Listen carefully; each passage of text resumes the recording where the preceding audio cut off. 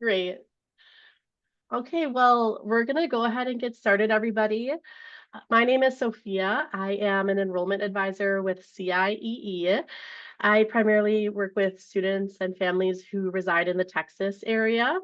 I personally live in Austin and take care of families from Austin all the way down to the coast, as well as Arkansas, Alabama, Mississippi, and one other state that I can't think of off the top of my head. But yeah, I'm so happy that you're here to join us to talk about the STEM programs that we have for our summer abroad students. So just to give you all a little bit of background on our organization, we have been in this business for over 75 years. Our programs started pretty much running after World War II and was a way to foster just relationship building and peace and understanding throughout the world when the world was pretty broken. So our organization started by sending students abroad from the US, and here we are many years later, bringing students from other countries to the United States, but then also sending our students, be that high schoolers, college-age people abroad as well for experiences.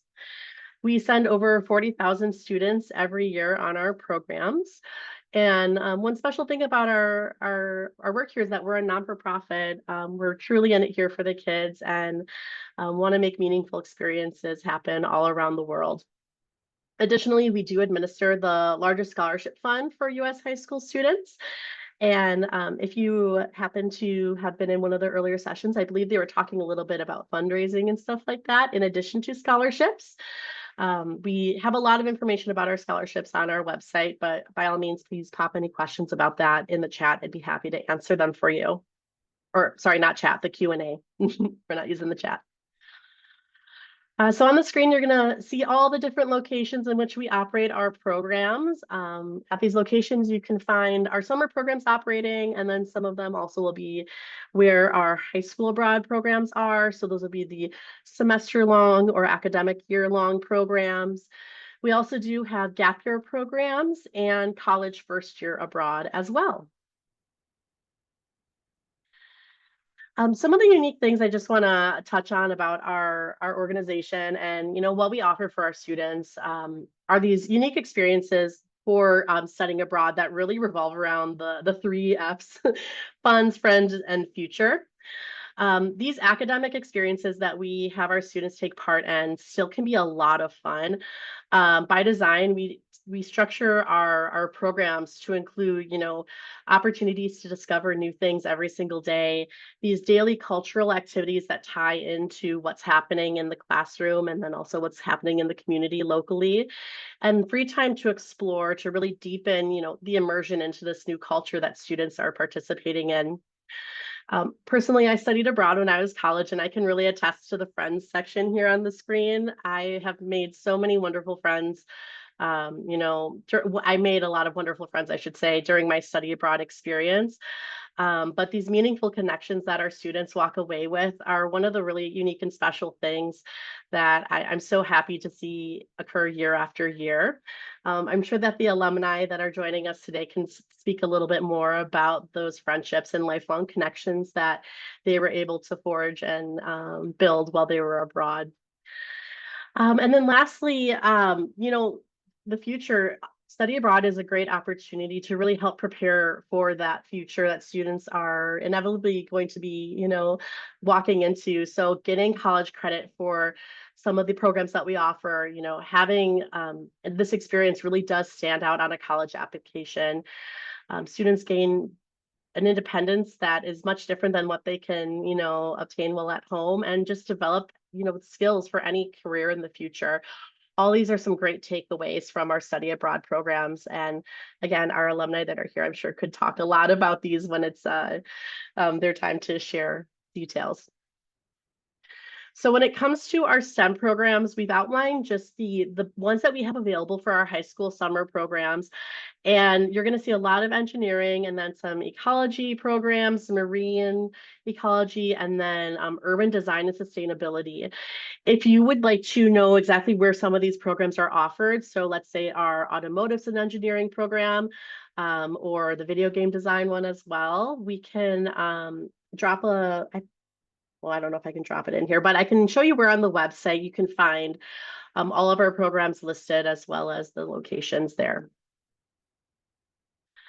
So when it comes to the actual structure of our programs, regardless of if it's a language program or let's say a STEM program or arts and culture, typically students can expect that Monday through Friday, they're going to be in around 2 to 3 hours of interactive classes or workshops that take place both in the classroom and then out in the community. There's going to be cultural activities built into that as well, typically happening in the afternoons, though sometimes centers will swap when classes happen to accommodate certain activities happening out in the community that are earlier in the day. Students are definitely going to be having enough time to get some free time to explore the local community, visit local shops, grab a gelato, get a coffee with peers, perhaps go on some sort of tour that isn't what we're doing in the program, but something extra that they'd like to do. And then on weekends, we have the, oops, sorry, wrong way. We have the, I'm just moving a window here. Thanks. The 1-day trip and overnight excursion as well. That's included in the cost of the program. So as it relates to just upcoming deadlines, we just want to make sure everybody keeps in mind what's up here on the screen. Right now, we do have rolling admissions if you're interested in applying for one of our programs today. You can be applying now, submitting your application, and if you're doing just our academic merit scholarship, or directly enrolling, you could be, put into a program pretty quickly here. If you are interested in applying before December 1st, there is going to be a free flight raffle we're doing with students who get their applications in time. So please keep that in mind. As long as that application is submitted by December 1st, they'll automatically be entered in. The early decision deadline as well, that will be, I believe, for our,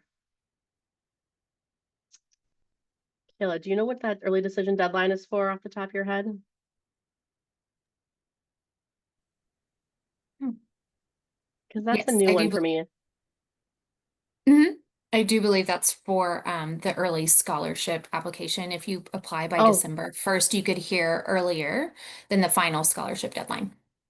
thank you. That's what it is. Yes, they're pulling some scholarship applications to review them early. Thank you for clarifying that. The final scholarship deadline is going to be January 21st. And then beyond that, we're going to be announcing scholarship awards come February. So things are going to roll around pretty quick here. So to start, we're going to be hearing from 2 of our alumni. We have Ava joining us and Leslie, and they're both going to be talking about their programs from this last summer that fall into that STEM category. So Ava, do you want to go ahead and unmute yourself and just let me know when to change the slides for you? Yeah, for sure. Hi guys, I'm Ava Walker. I'm a junior. I studied abroad last summer and I was a part of the aerospace engineering program. Switch one. Perfect. First I want to talk about the friends that you make. They truly are lifelong friends. I talk with them maybe every week. I have FaceTimes. They are across the country. There's no one in the Midwest where I came from, where my trip was. So they are in various places like California, New York. So it's kind of fun if you go vacation there, you can go have other people you know and visit them. If people have problems, like a lot of my friends were applying for colleges, we'd kind of all talk, text in the chat what we thought. It was just an amazing experience to make friends. Um, the fun aspect of it, we got a lot of free time on our trips. So basically around 2 to 4, we'd have 2 hours. Some examples on my slide here. We went to a vintage store, we went to a record store, there was like this Japanese garden. It was super cool. And then on my next slide, I talk about more about academics and where we lived. So for academic activities, we had class from 9 to 11, and we had an hour break and wait, no, a 30-minute break between then. So we had for ours, it was math class or kind of physics related to engineering, and you got two paths you could take. You could do propulsion, or you could do sustainability in space, which was super cool, and you got to learn different things um during class, whether like which way you picked. And then we also had field trips related to our engineering subject. So we went to Airbus's museum, which was amazing. If you guys don't know, that's a company that makes aircraft. It's kind of like Boeing, which is the more popular one. We got to go to an outdoor plane museum and kind of see some old planes that aren't in use anymore. We got to go to a mountain peak and observe the sun. And then we also had projects. So this would be 2 hours at the end of our day. It was a part of our final grade where we had to basically make a model of a rocket, launch it, and then redo it. And your final project was presenting what the process was, what went well, and what didn't go well. And it was super fun. I made so many friends through the experience. I lived in a hotel, which I know is not the most common one. I'm pretty sure it's homesteads that are the most common one, but it was really easy. We had project uh we had leaders on each floor that would check in with us at the end of the night to make sure we were there for curfew, and then we also had to check with them during our free time every hour. And yeah, that's my presentation. Thank you, Ava, for sharing. We appreciate that. One person had just asked if we could clarify again where you studied and like what the topic program was called, if you could answer that. Yeah, for sure. I studied in Toulouse, France. It's more southern France. And I did the engineering and aerospace program. So we focus a lot on rockets and sustainability in space and a lot of space focused math. Thank you so much for sharing that. Yeah. There was one other question that came up real quick that I want to get to, which was are international students eligible for the free flight voucher? That I think you are. I would ask that you just reach out to your enrollment coordinator to ask. Um, that has never been asked of me before, and I'm going to be real with you. I don't know if I know the answer. So you can reach out just by emailing us at hsabroad@ciee.org. Again, that's hsabroad@ciee.org, and we can give you an answer. I'm so sorry that I couldn't answer that one live. Oh, you want to tell everybody, Ava, real quick about the QR code on the screen? Oh yeah, so the QR code on the screen is, so since I'm ambassador, I made it. Basically it gives you $200 off if you scan and register through my QR code. Great.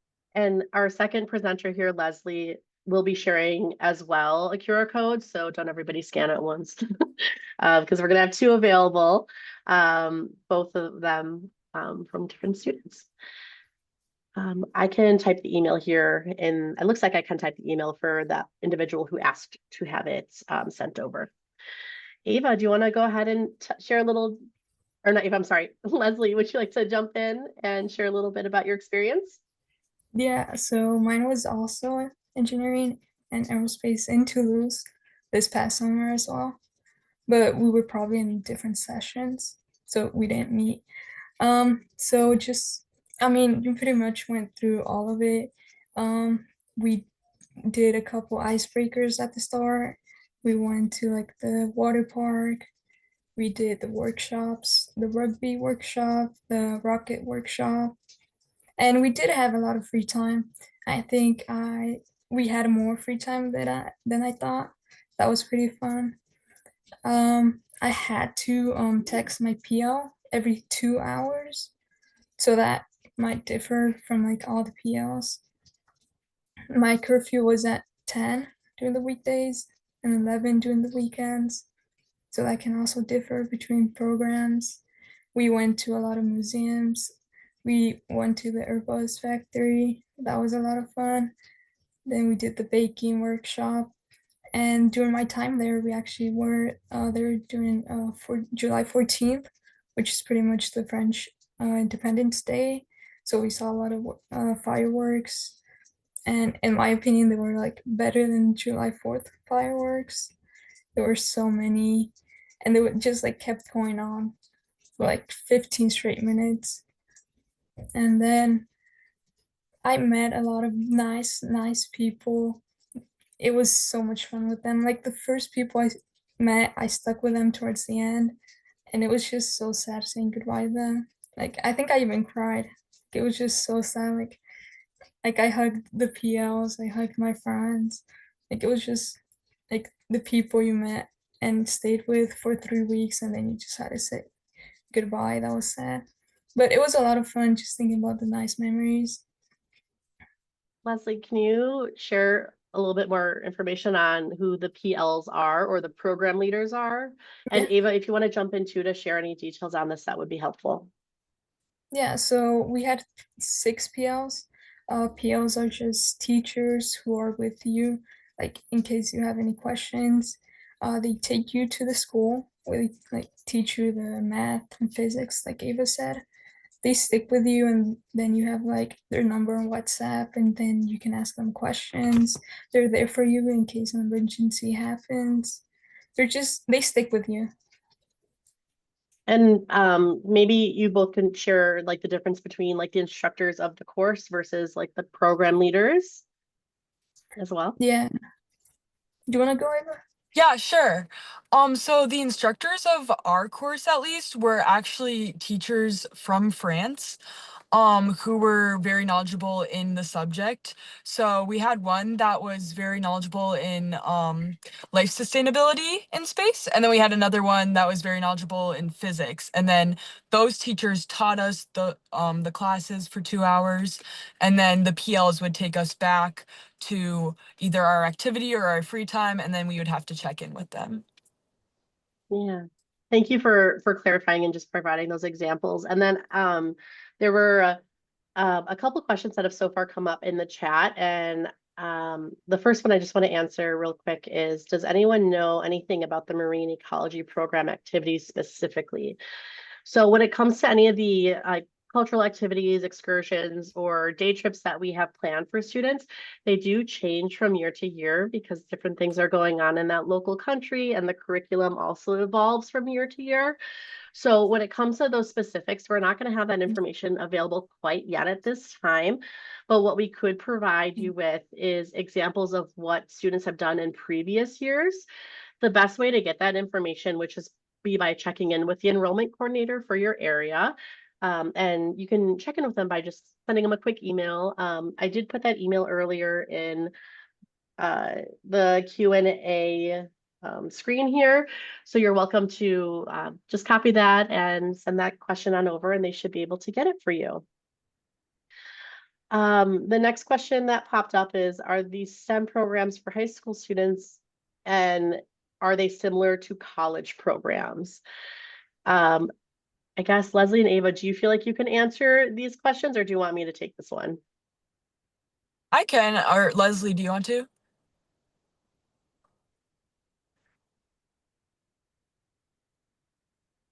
Sorry, you can go ahead. Oh, okay.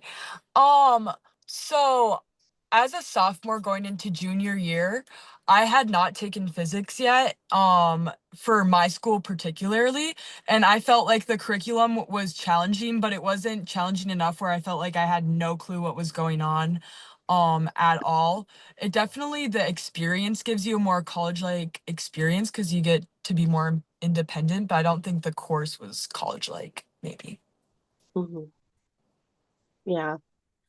Thank you for answering that. And how long is a session in one of these STEM programs? So Everyone's yeah. Mine was 20 days, but they did for like 3 weeks. Mhm. Yep, 3 weeks long. So our STEM program falls under the category of topic programs. Topic programs could be like business programs, service learning ones. There's our STEM programs, arts and culture. Those are going to be 3 weeks long. And then our language and culture programs are 4 weeks long. Okay, so the next question that we have in here is, do you know if they place the students in levels of math class and other classes based on their level of class in high school? And then it says in parentheses, would an AP Calc BC student be prepared with a more intro to calc student or be paired with a more intro to calc student, for example? Do you want to talk a little bit about the experience level with your peers and, where everybody kind of was at in your cohort? Do you want to, Leslie? Or I can too if you want. I can do that one. So there were 60 students and they were divided into 3 classes. There wasn't like specifically like a different level for each class. You were pretty much just mixed up. So there were students in that class who didn't know, like they were like beginner or like people who were like complete experts in that field. Yeah, and hearing from like other students too, I think that having that background knowledge is only going to make things easier for students, and not that it wouldn't be achievable for those who don't have, let's say, that like higher math level experience. It just provides a different, knowledge base that they're going to be building upon while on their program, rather than something they're going to be learning initially during the actual program itself.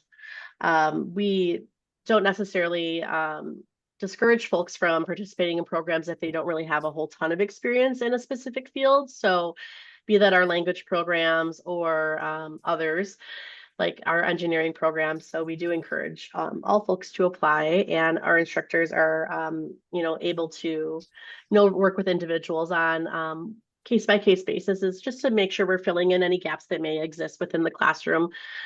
So everybody is able to continually grow. How did you guys like Toulouse? What were some of the places you went in your free time? It's a good question. Do you want to go So first? yeah, sure. Yeah. Okay, so basically the capital was just like a tram ride away. So me and my friends went there a lot. There's a lot of good food, and then you also get to see the capital, which is beautiful. Um, we kind of just stayed local to the food court. I mean, there were some places where you could go shopping kind of by where we were learning from, but we stayed pretty local. I don't know about you, Leslie. Yeah, so we switched it up like 1 or 2 days in a row. We would go to the food court or we would go to the Capitol, just like go around. And we try like different foods. We tried Mexican food, Indian food, like French food. So it was like a bunch of culture food. So that was nice. Just to build on that really quick, could both of you speak a little bit about what the expectations were around that free time and how center staff set up those expectations when you first started your program? Because it's not like a free for all. You can't just like, No, boom, I'm going wherever I want. Bye. There are Yeah, expectations in place for a lot of those things. So if you could speak to that, that would be really helpful. for sure. I can go first. For us, when we first got there, we had orientation that basically went over all the rules and regulations. Then you were introduced to your program leader. There was about 10 kids that each program leader had that they were in charge of. Our program leader's rules were that we had to check in every hour. Leslie's was that you had to check in every 2 hours. It really depends on your program leader and what their expectation is of you.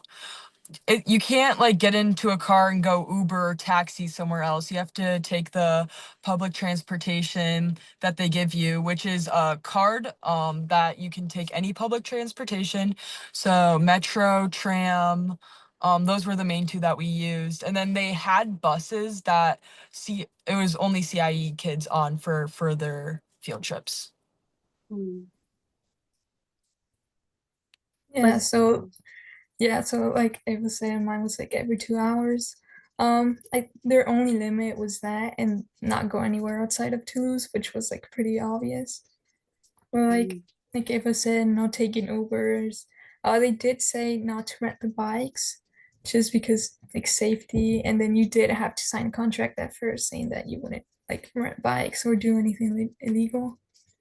Like the little motorcycles or like pedal bicycles? Pedal. Okay. Or probably both ultimately. Yeah. Okay. Are there a lot of rising sophomores? I'm assuming that means just on this program specifically. What were the age demographics for your peers? Mhm.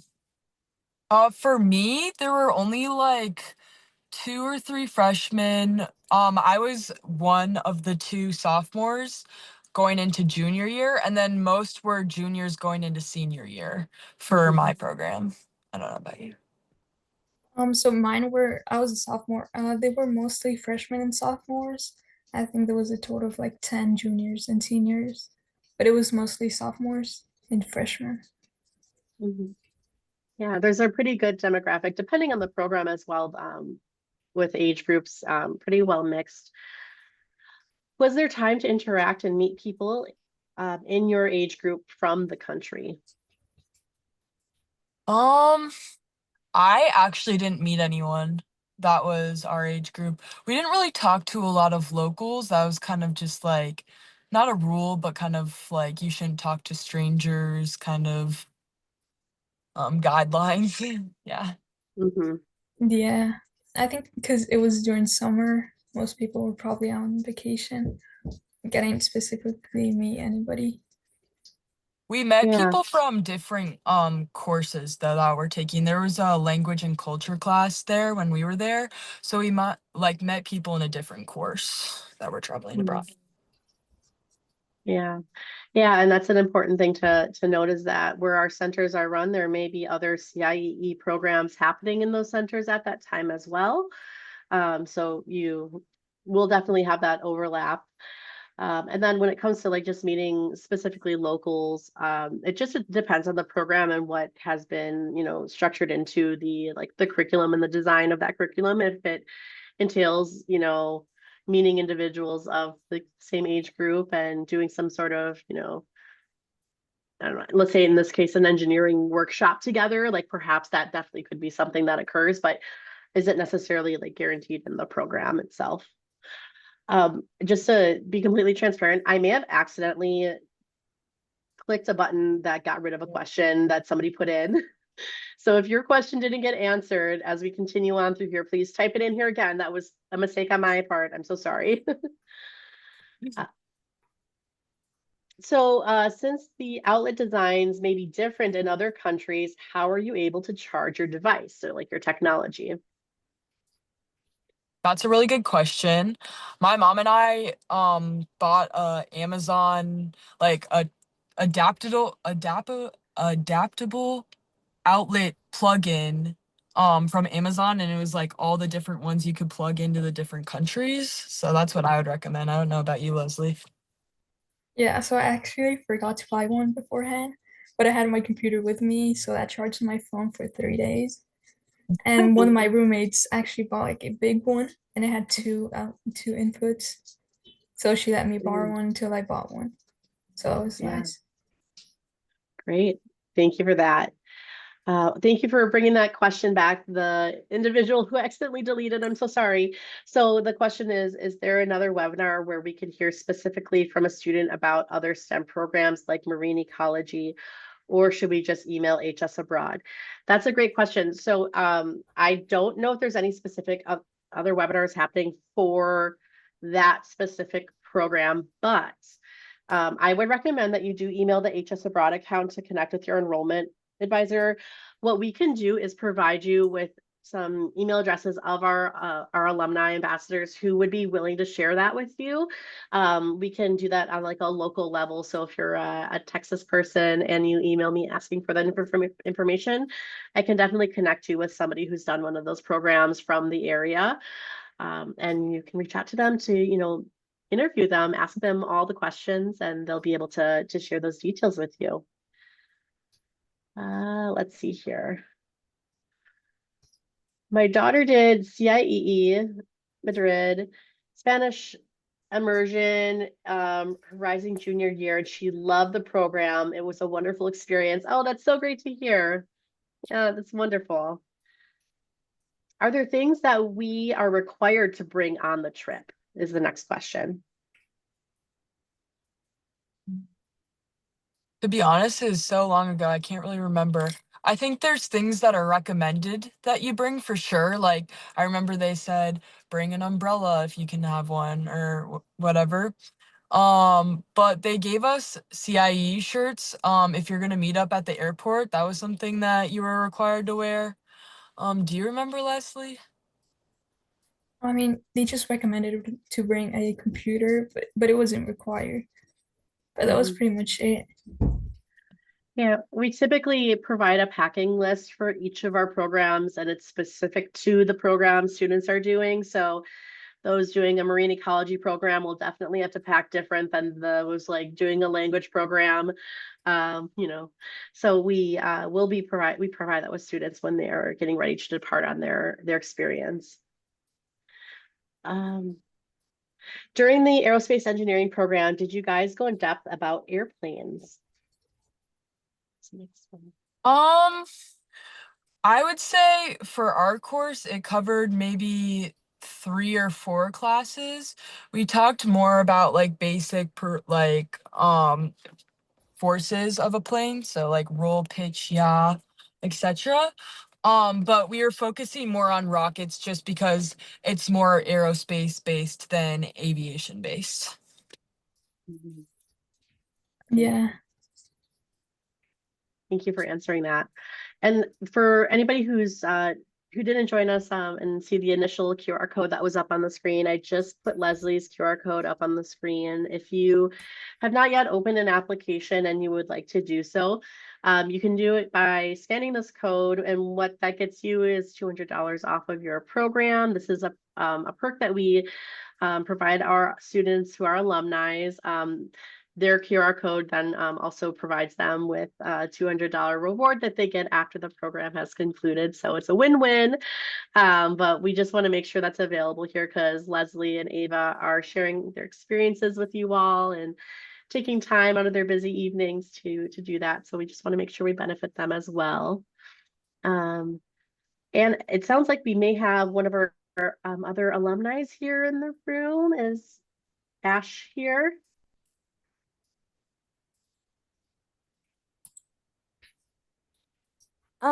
Actually, she wasn't feeling well today, and I'm an alumni from a different program. I did game design in Kyoto, Japan this summer. I'm a friend of hers from school, and she gave me her link, Oh. and I was wondering if I could present.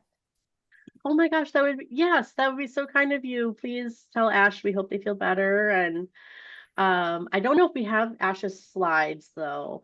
I Do you have have them available? I have my own. I did a different program than her. Oh, you did. Okay. I'm trying to email them to you now. Sure, of course. Thank you for doing that. That's really, really kind of you. So once you send it over, I'll open it up and I can put it on the screen for us to hear a little bit about your experience doing the program. Yeah. Okay. I just emailed them.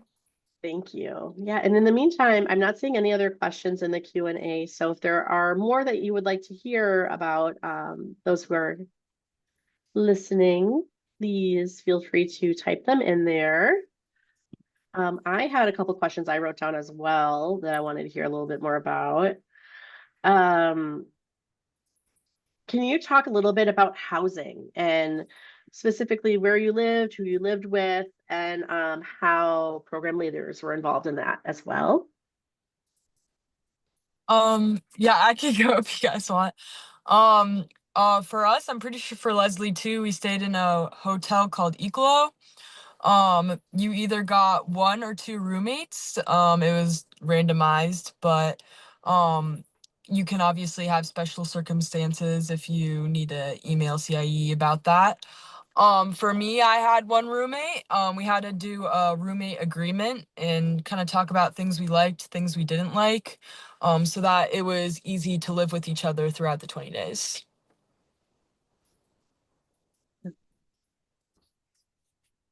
Leslie, what was housing like for you?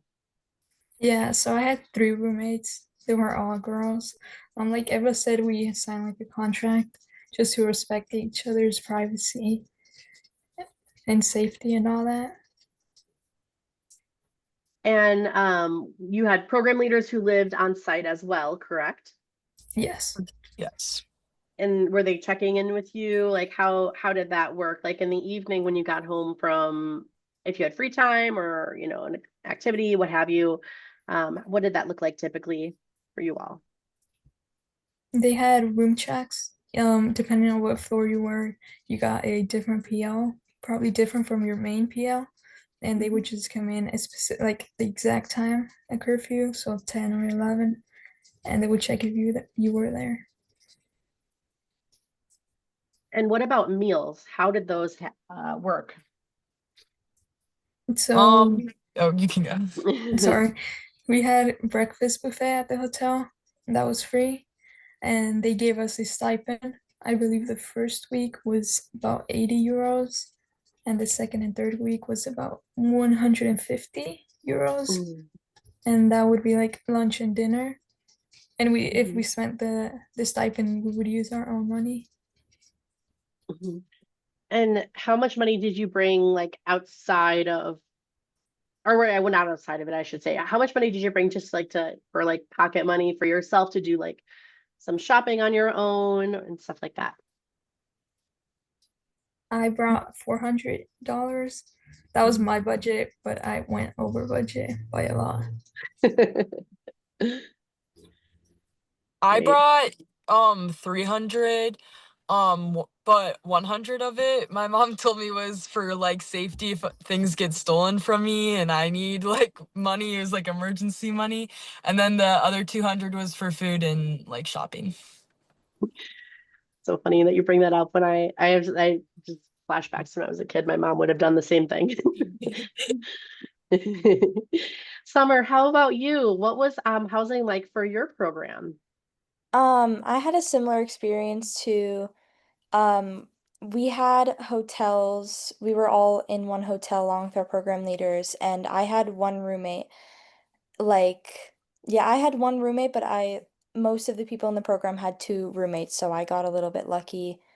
Mhm. And we had like, yeah, our program leaders lived in the same place, and our place that we took classes was pretty close to there, so.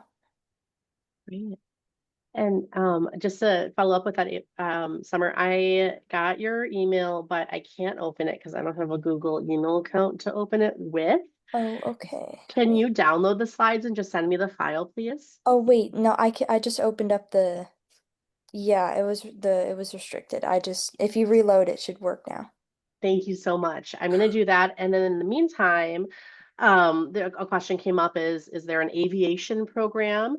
So I would say the closest thing that would align with that would probably be the engineering and aerospace program. Though there is an engineering and innovation program, which I think is like a little bit more broad. I would look into those two Yeah. specifically. And I And will say, oh, sorry. no, You go can go. ahead. I was just going to I chime will in and say, say, Ava. yeah, a lot of our field trips were aviation based. We did see a lot. We saw the Concorde, which is like the first commercial plane to pass the sound barrier. We got to see a bunch of cool planes and learn a lot about them. So it's not like you're not learning anything aviation based. I'd say half of it's aviation based and half of it's um space related. It's just your project is space related. It's not really aviation related. Right. Thank you for adding that in. We're gonna pivot just slightly and we're going to also answer the questions in the chat still, but let Summer share about the experience on program. I have it right here for you all to see. Go ahead, take it away. Okay. This was really like last minute since Ash just texted me that she couldn't make it, but um hi, I'm Summer, and this summer I was in session 1 of video game design in Kyoto, Japan.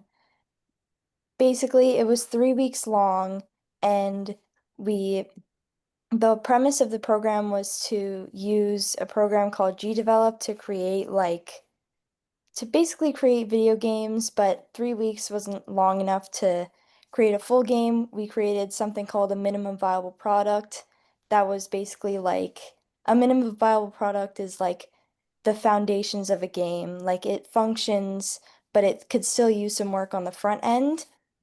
The video I put in was my game that I made with like I put in a gameplay video of the game that I made if I could play that. Oh, wait, hold on. I got it. Sorry. My mouse was lost. Yeah, it's okay. Yeah, so we had like 4 members in our team and some people had roles of like drawing the sprites, like drawing the characters, and then other people did like back end coding on GDevelop, and that was my role. It was pretty even like role wise, and then outside of learning about like designing our own games, we had other people come speak to us, like people who actually worked in the game industry and like give us some tips. Like the picture in the bottom right was a part of a presentation that a woman gave to us who like does like animation and stuff for game design, which that was really cool to see.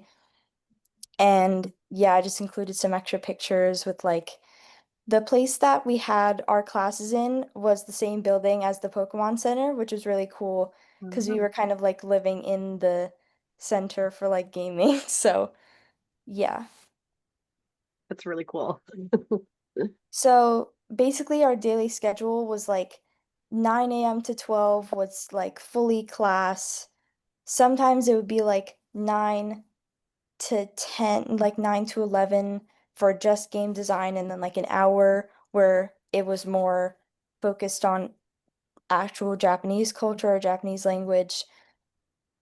Afterwards, we would have lunch, and then maybe after lunch, some days we would be taken by our program leaders to like a cultural activity. It would either be like a shrine to visit, or it would be like a cultural, like one of them we did was um drumming, like Japanese drumming, which was really cool. I wish I had a video of that. But we also we had a lot of free time, like a lot more than I expected, and it was pretty, the limit was like, I think it was like 20-minute walk from the hotel was as much as we can go, but that was honestly as like good because we had our hotel was pretty in the middle of like all the actual stuff to do in Kyoto, so and we had free days that we could our free days I think we could go farther than the range, but we also had like trips like in the top right, we went to the Nara Deer Park for a day, and then on the bottom right, we went to Osaka on a weekend and we could visit Universal Studios in Japan, which was really fun. And then there's really cool food there. You should try it. And I also did a lot of shopping. I don't really remember my budget, but we did have a stipend for food, but honestly, for us, most of us had a lot left over of the stipend afterwards. So we were able to like kind of cut that into like personal buying, but most of it was used on food. And I still unfortunately spent a lot of money myself. But overall, I think it was really great. Did some damage. I get it. And that's my referral code. Thank you for putting that out there, Summer, and sharing that with us. We have some more questions now that came while you were speaking, so I'm going to share those out, and any three of you please chime in and share. Well, this first one I'll just answer. So it's, will this meeting be recorded and sent to us? Yes. All participants will have a recording sent to you once the meeting concludes. And then this one is like a two-parter. It says, would anyone like to share the impacts this program made on you, especially academically, college majors, etc.? And then we'll pause there and let you answer.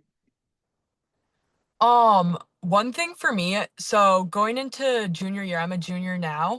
I had a general idea that I wanted to do something in aviation and maybe do avionical engineering when I'm older. But after going on the program, I realized that I was way more interested in space and aerospace engineering.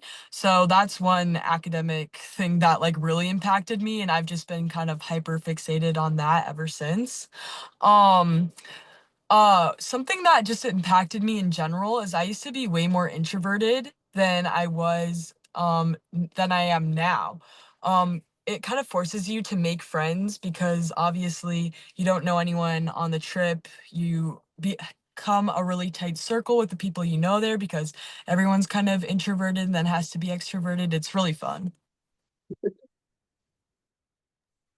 Yeah, like it was said, like we were pretty much forced to make friends from the first day. Like it was a bit awkward, but the icebreakers helped, and those like really, really helped make friends, and that was nice. Um, I think the program, I was always into aerospace engineering, but it was more towards like rocket ships and all that. But doing aviation, it got me more into airplanes and working on them. That like sort of changed my mindset. Yeah, I think honestly my program made me a lot more extroverted too, because it just kind of like comes out, especially since a lot of other people in my program were also introverts. So if I like I kind of had to push out of the boundaries a little bit. And then also I think I liked video games for a long time, but I never like was interested in actually making them until I did some like back end stuff in this program, and I am now like taking computer science class and stuff. So I think that's really You- cool. I'm so glad you brought that up, Summer, because I had a follow-up question for you all on this topic, which was just how did the curriculum that you went through for your program differ from what you're doing or have done already in high school here back at home? Yeah, I feel like for me in my program, I haven't had any experience with game design. There were some people that went into the program with a lot of experience, and they got to work with like the program that they were experienced with that was called like Unity. But I think the program that we used as beginners, the GDevelop program, was like pretty easy to learn. And now I feel like it's something that I would really like to pursue in college if I can. For me, I have an aviation course at my school. And we learn a lot about the forces of flight and just regulations because it's more like ground school to get your private pilot's license. So there's definitely a big difference in aerospace and aviation. We got to learn more about propulsion and regs around that, which I thought was really cool. Yeah, so I had only taken like a general engineering class at my school. The aerospace engineering class is just being added like this year. So I went in like knowing nothing about the math, except like the basic about airplanes and all that. And the math, I had never done that type of math, but it was pretty easy to understand, and the teachers did help you. Right. Thank you. The second part to this person's question just asks um, more specific information regarding engineering and robotics in Japan, like logistics, hotel information, where morning classes are held, how far from the hotel, etc. Those are going to be questions that we can definitely answer as we get closer to the start of the program. Our center staff are the ones that are working on making all of those plans for our students, and currently, we don't have that information available to share with families, but we will a little bit later down the road. I know I sound like I'm saying the same thing over and over again, but the HS Abroad email address is going to be your best friend with any of these more highly specific questions about the programs, like the hotel information, etc. We can give you those answers a little bit closer, and that would be through the enrollment coordinator for your area. I hope that's been helpful. Okay, so next we have here are two questions about scholarships. I'm happy to answer these ones real quick. If I apply and don't receive a high enough scholarship amount, do I still have to attend? No, you do not have to take advantage of the scholarship if it's not the right amount for you and your family. You can always decline the scholarship. And if you are a current freshman, sophomore, or junior applying for that Global Navigator Scholarship, or also it's called our Academic Merit and Financial Needs Scholarship. So you can reapply. You can only take advantage of that scholarship once in a lifetime, but let's say you're a sophomore, you apply, it's just not the right amount, at this moment in your life. Try again next year and see how much you receive. That scholarship is the amount that everybody receives is dependent on household income and family size, and we determine that amount based off of your family's 1040 tax form. So that covers both of the questions you had in there. Please let me know if there's any further ones that I can answer. Just gonna move on. In Kyoto, were the CIEE students able to speak any Japanese? What's the lower limit to the language knowledge? Um, Honestly, for me, I only had to know like the basic phrases like thank you and like hello and everything because all the classes were in English and everything, and it was pretty easy like walking around. Like really, you don't need to know too much of the language to like get by in Japan. And I do know some of the students like had some knowledge of the language before, but as someone who didn't, I still had a great time, honestly. Right. Can you give us an example of something you retained language-wise? No. I want to hear something. It's okay. I don't want to put you on the spot. No pressure.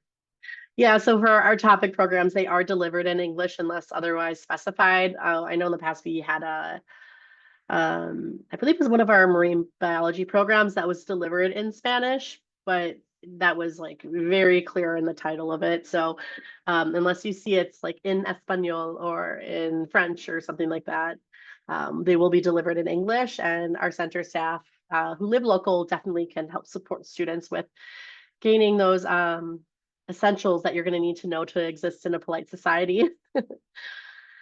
How much did students gain in scholarship for STEM programs?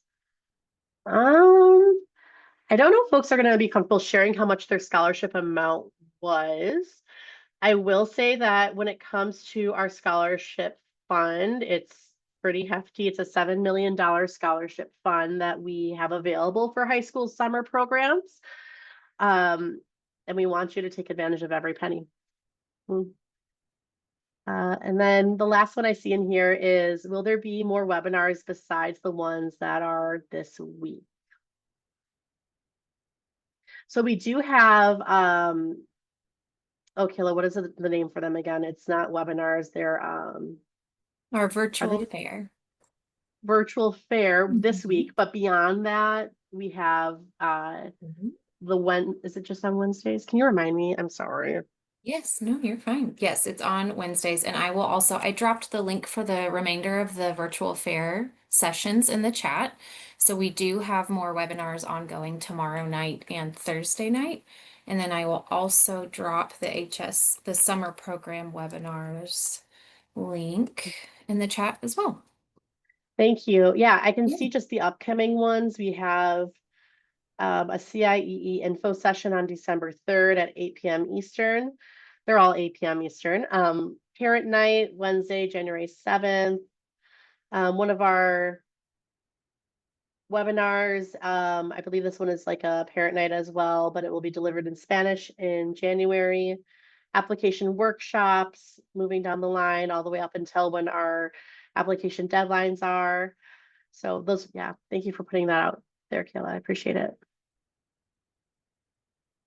Okay, well, we have about 3 minutes left. Are there any other outstanding questions, something you wanted to hear a little bit more about that we can ask the alumni in the room?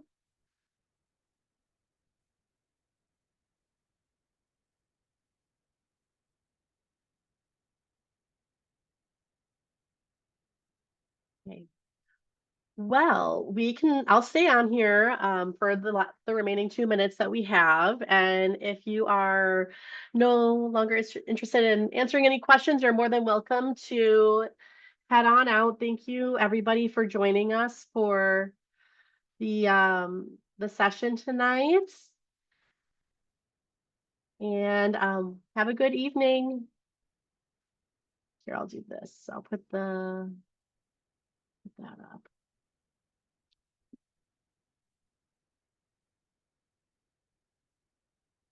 Thank you, everybody.